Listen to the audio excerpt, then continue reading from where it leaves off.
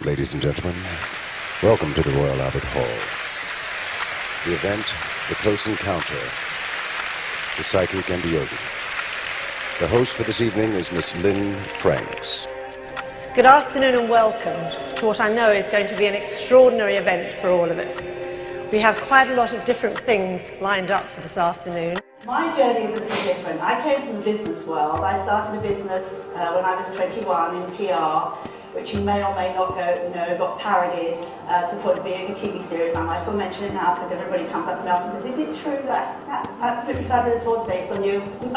Probably none of you knew that, did you? I mean, you said about it at all, really. How hectic did it get in the 1980s? I mean, how demented were you at the end of it all? It was pretty hairy. It was pretty hairy because I was rushing so much, so fast, that I never had time to catch up with myself. We all know Absolutely Fabulous, and everyone said, yeah, Adina is based on your character. Yeah. Was that a pleasurable thing to watch? I love the programme. It wasn't so much based on my character, but it was definitely based on certain similarities in my life. My world, definitely the 80s, the mad media world of the 80s. Were you upset by it? Because I have noticed that your book, and here it is, it's called Absolutely Now, and that suggests to me that you're not all that upset. Well, I'm not upset, and actually, I find the programme very, very funny. Why were you so good at it? Because you were spectacularly successful. I think it's because I believed in what I was doing, and I'm a communicator, and what I suddenly realised was, after doing it for 20 years, that I really was taking another look at it and saying, well, if I've got all that energy and if I could be successful communicating about things, why not do things that really matter? This week, the story of a woman who had everything but felt she had nothing. So she gave up everything and went looking for herself. It was an expensive odyssey of self-discovery, but Lynne Franks made it. Yes, it was stressful, highly stressful, and I was feeling emptier all the time, as over the last 2 or 3 years that I was working in the business. I think I was really burnt out, and also I had lost my passion for what I did, and I'm a very passionate person, and I have to really believe in what I'm putting my energy into.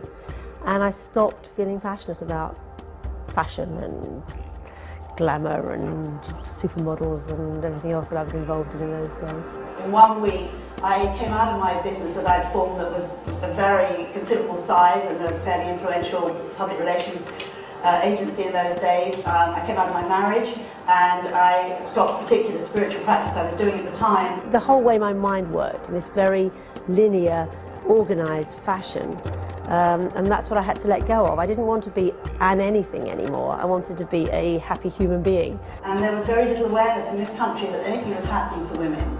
So I thought it would be fun in my naivety to create an event with no money, no staff. I'd left the PR agency and just thought, well, let's do it. And we did it. And for 2 days at the South Bank, there was absolute celebration of women, from women in technology, women in theatre, women in art, women in design.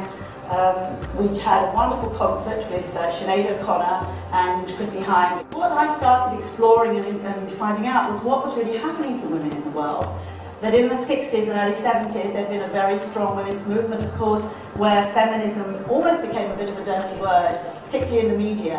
And women who were trying to create leadership roles were very much criticised by the media as being very confrontational and burning our bras and all that sort of nonsense. I truly believe that this is the time for women to move into their power as leaders in society. We're coming from a paradigm that's based on violence and greed and chaos. And it is not a world that I want to see my grandchildren growing up into. And I believe very strongly that there is a need not just for feminine leadership, but the leadership of the sacred feminine. That spiritual values come much more naturally to women. And I've done so much work with thousands of women now all over the world. And when I ask them what motivates them, what inspires them, rarely do they say it's money or possessions or power. That doesn't mean to say they don't want a good life, but what they want is to be part of community, to contribute, to feel fulfilled, personally fulfilled, and to have a connection with the divine, which they're not finding through the traditional religions. So bringing all those things together in community has really become my life's work. To get out in as wide a way as I can the possibilities to women that they can move and into a higher place of being, because the only thing that ever holds women back is their own lack of confidence and self-esteem. That's the only thing. Some of us have more male and female inside us, some have more, we can go into all that stuff, the left brain, the right brain. But the fact is, there is a different way of doing things, which is a way of cooperation. It's a way of creating peace. It's a way of leadership. It's a way of making a difference in our communities. And I believe that the reason there aren't more women that are perhaps heading up Fortune 500 companies or running governments and running countries is because we choose to do things a different way. The pattern that happens with these children is they're uneducated, they start work early, their health goes, they marry young, they have too many children young. Those children again go into this form of slave labour. It's a continual pattern that until changes are made by demands from the consumer and from the retailers and from the manufacturers that are buying these goods, nothing can be done to change this.